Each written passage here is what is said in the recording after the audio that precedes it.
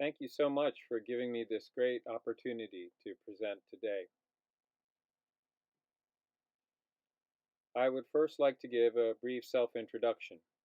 I was born in Tokyo but raised in London. I am now one of the directors of the Institute for Future Abbots, which is an NGO. But before that, I spent 10 years working in management planning at a bank, then worked in marketing for a nonprofit based in London, and then started to do some activities with Buddhist priests and their family members who live in the temple. The principal one of these activities is the Institute for Future Abbots.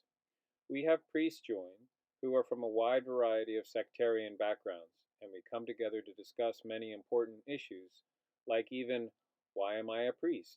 And what is the purpose of the temple? This institute was started in 2014, and we have had over 700 priests come through the program. In our program, students discuss the meaning of their existence, as well as the temple's existence, and further, how priests can help people liberate themselves and what kind of engagement is necessary to realize these goals. It is really helpful for the priests to find peers with which to discuss these issues. We also have a number of women join who are either priests themselves or wives of priests. From these women, I have learned a lot about the gender gap in Japan. So we started a smaller community of thinking about the future of women in Buddhist temples. From this interconnection, we have all started to face the real issues affecting Buddhist temples. These are some of the important lessons I've learned from the Institute regarding women's issues in Japan. First, I want to look at structural issues in Japan and how they affect the gender gap. And then I want to look at how Buddhism can resolve this gap, as well as discrimination with LGBTQ people. The first thing to look at is the awareness of Japanese society regarding gender discrimination, with reference to a number of statistics. According to the World Economic Forum's report on the global gender gap, Japan lags quite far behind in gender equality. Japanese as a people are quite sensitive to how others view them, so this report with hard data may have an impact. According to the report from 2019, Japan ranks 121st overall among 149 nations in the world, which is its lowest ranking ever. This is also the lowest among OECD and G7 nations, as well as the second worst among G20 nations, before Saudi Arabia only. The first area Japan lags behind is in political empowerment of women. Also, in the economic sector, Japan lags behind because the employment rate of women is low, and those who are employed are in low-income jobs. There is also a low level of daycare and elderly care support to enable women to work more freely. In the area of education, the rate of women who go on to higher education at the university or graduate level is also low, at 103rd out of 149 nations. These types of problems also lead to a high rate of female poverty and child poverty in Japan. This gender gap has now become an important structural problem in Japan. The outbreak of COVID in Japan has further exacerbated these problems, and we have seen a marked increase in female suicide over this past year. Now I would like to look at the gender gap in terms of how decision making is done in various parts of society.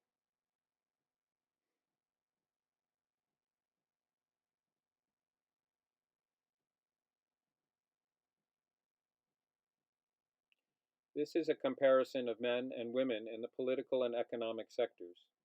On the left, we can see that only 10% of our national parliament is made of women legislators, which ranks 165th of 193 nations in the world, and is dead last among G20 nations. This is a major issue in that women do not have a voice to bring up important issues that affect them, like reproductive rights and also domestic violence. Furthermore, on the right we can see that only 4% of women hold higher management positions in the business sector.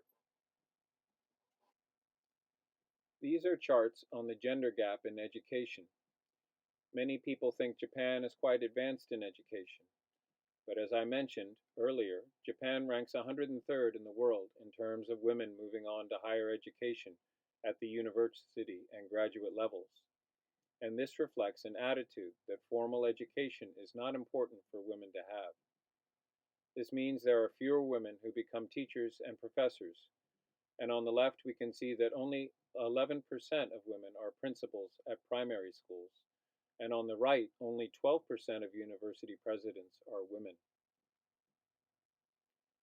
Here in the field of law and judiciary, we see on the left that only 21% of Japanese judges are women, so in many cases with the violation of rights against women, a male judge is making the final ruling.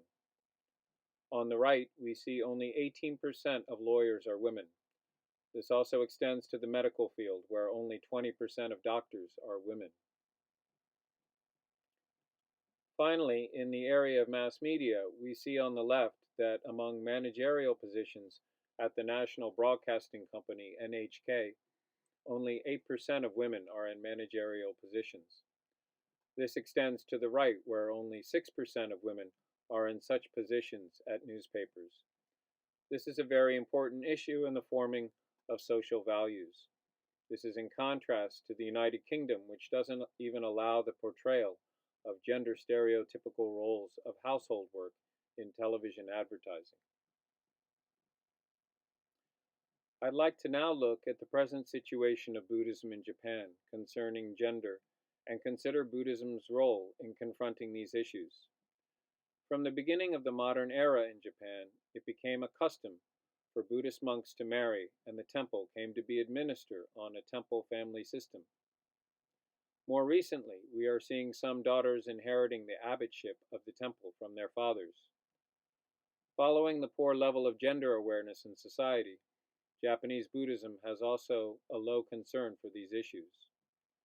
On the left, we see that women only make up 2% of the representatives in the parliaments of Japanese Buddhist sect governing bodies of the major 10 sects of traditional Japanese Buddhism. On the right, we see that only 10% of ordained Buddhist priests are women.